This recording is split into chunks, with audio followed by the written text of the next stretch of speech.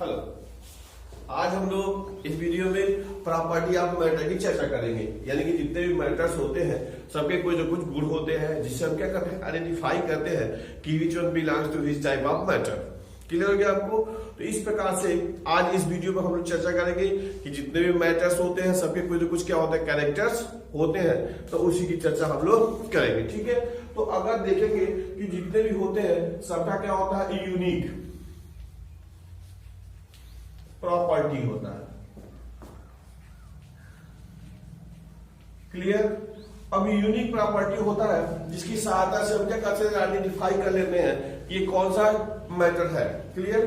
तो जो प्रॉपर्टी की हम बात करेंगे या अगर जो गुण की बात होती है तो उसको अगर देखा जाए तो दो हिस्सों में बांटा जाता है, यानी दो प्रकार से वर्गीकृत की जाती है।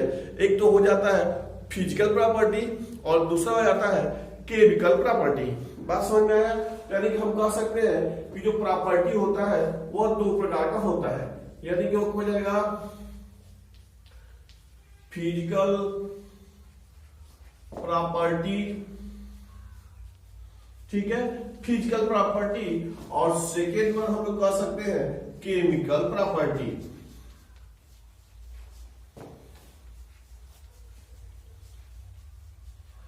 ठीक है, क्लियर हुआ आपको? प्रॉपर्टी हुआ दो प्रकार से, फिजिकल प्रॉपर्टी और केमिकल प्रॉपर्टी। अगर हम फिजिकल प्रॉपर्टी की बात करें, किसकी बात करें, फिजिकल प्रॉपर्टी की बात करें, तो ऐसा गुण, पदार्थों के ऐसा गुण जिसमें क्या होता है, उसके जो आइडेंटिफिकेशन, जो उसका जो गुण होता है उसमें कोई प्रकार का बिना परिवर्तन किए हम देख सकते हैं।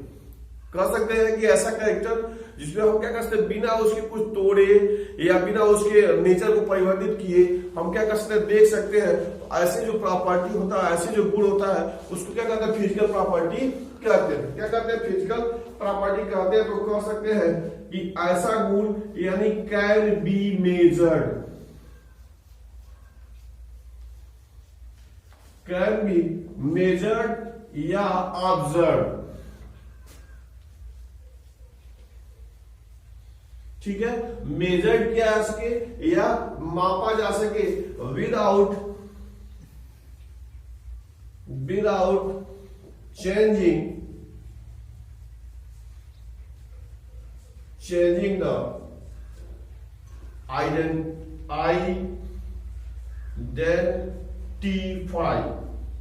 आइडेंटिटी का दिया जाए, आइडेंटिटी और द कंपोजिशन।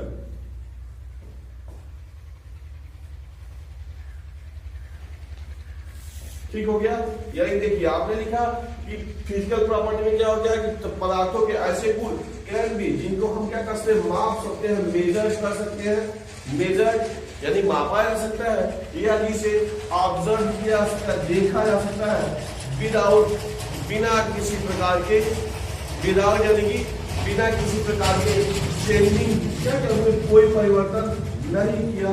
तो ऐसे गुण को, ऐसे प्रॉपर्टी को फिजिकल प्रॉपर्टी कहते हैं।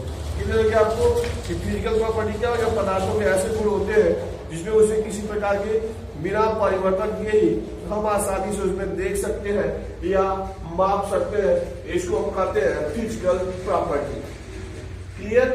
अब अगर फिजिकल प्रॉपर्टी में हम लोग देखें तो जो फिजिकल प्रॉपर्टी है इसमें अगर देखा जाए तो ये कह सकते हैं colour, order,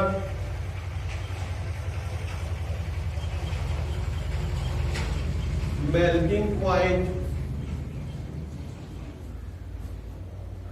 boiling point,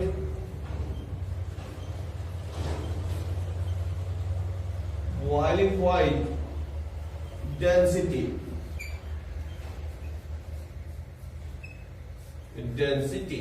clear हो गया आपको?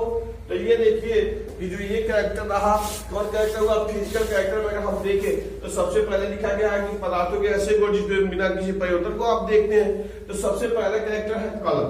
सबसे पहला कैरेक्टर क्या है, कलर। आप देखते हैं कोई भी मेटल है, कोई भी पदार्थ होता है तो सबका अलग अलग कलर होता है। कुछ व्हाइट दिखता है, कुछ येलो दिखता है, कोई ग्रीन दिखता है, तमाम प्रकार के कलर होते हैं। तो आप इसको क्या करें, बाहर से वैसे ही देख सकते हैं, बिना किसी प्रकार कोई परिवर्तन किए देख सकते हैं। तो दैट इज क्या हो गया, physical property. That is physical property. Order, order का मतलब होता है गंध या स्मेल। स्मेल समझते ही है। तो जो पदार्थ, कुछ पदार्थ ऐसे स्मेल देते हैं, कुछ पदार्थ स्मेल नहीं देते हैं। तो जो स्मेल देंगे उसमें सब्जी रहे, तो इस प्रकार से smell. Melting point, melting point गलनांक, ठीक है। अब गलनांक जानते ही है कि क्या होता है जब हम पदार्थों को गर्म करते हैं, यानी कि पदार्थों को गर्म करते हैं तो एक निश्चित टेम्परेचर पे क्या होते हैं, अगर ठोस अवस्था में है तो क्या होते हैं, द्रव अवस्था में आने लगते हैं। बात समझ में आ गया। तो जो मेल्टिंग पॉइंट होता है वह शुद्ध पदार्थों के लिए, प्योर पदार्थों के लिए पेड़ सबस्ट्रेट जो होते हैं उनके लिए फिक्स होता है, इसमें परिवर्तन नहीं होता। यानी कि हम पदार्थों के मेल्टिंग पॉइंट को देख करके कंपेयर कर सकते हैं कि जो पदार्थ है प्योर है या इम्प्योर है। क्लियर हो गया। तो मेल्टिंग पॉइंट क्या हो गया, वो भी क्या फिजिकल प्रॉपर्टी है। उसके बाद सीधे आ गया बॉइलिंग पॉइंट, क्वथनांक। बॉइलिंग पॉइंट यानी क्वथनांक। क्लियर।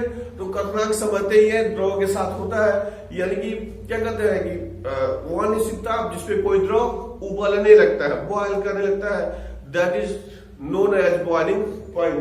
यह भी वही चीज है। यह भी क्या होता है, शुद्ध जो द्रव रहता है उसका जो बॉइलिंग पॉइंट होता है वो भी फिक्स होता है। उसमें जैसे इम्प्योरिटी अगर मिला हुआ रहता है तो बॉइलिंग पॉइंट में परिवर्तन होता है।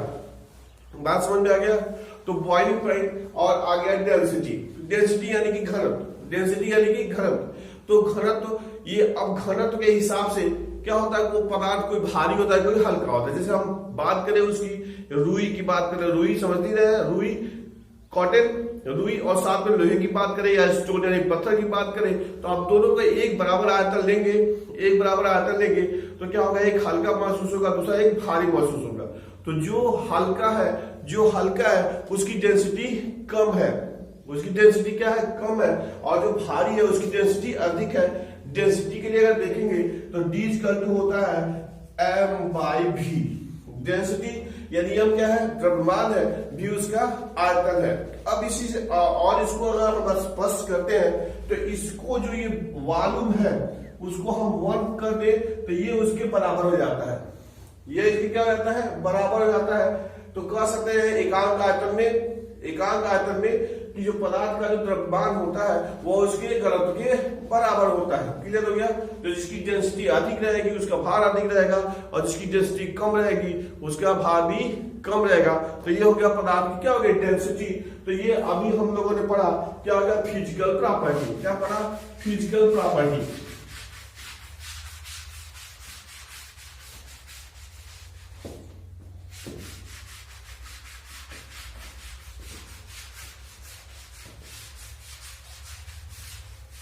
फिजिकल प्रॉपर्टी, ठीक है।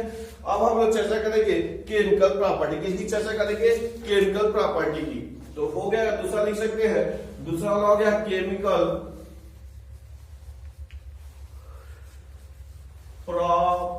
प्रॉपर्टीज, ठीक है। अभी जैसे हमने फिजिकल प्रॉपर्टी में देखा था बिना किसी चेन के, तो इसमें कह सकते हैं कि ये द मेजरमेंट, इसका माप किया जा सकता है, और अथवा observation of chemical property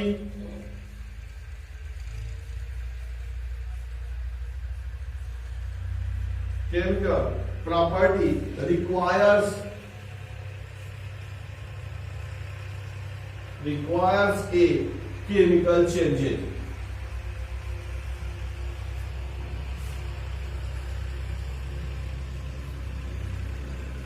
to occur, ठीक है। अगर इसमें देखेंगे तो केमिकल प्रॉपर्टी में हम चर्चा करें तो ये हो जाएगा ACDT, अम्लता। सेकंड है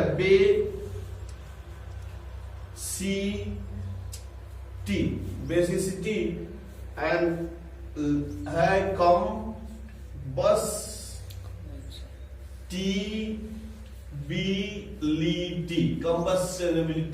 क्लियर हो गया, बेसिसिटी।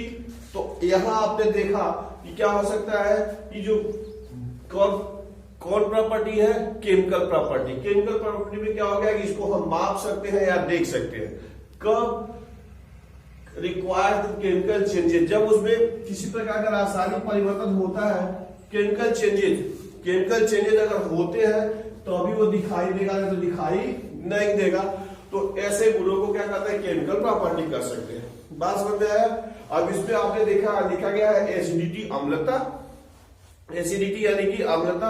आप पढ़े होंगे कि जो अम्लता होती है वह उसमें उपस्थित विस्थापनीय हाइड्रोजन आयन की जो संख्या होती है उसी को इसकी एसिडिटी कहते हैं। क्या कहते हैं, एसिडिटी। जैसे मान लीजिए क्या है, ये Cl है, तो इसमें क्या होगा, एक तो H+ टूटता है Cl- में, ठीक है।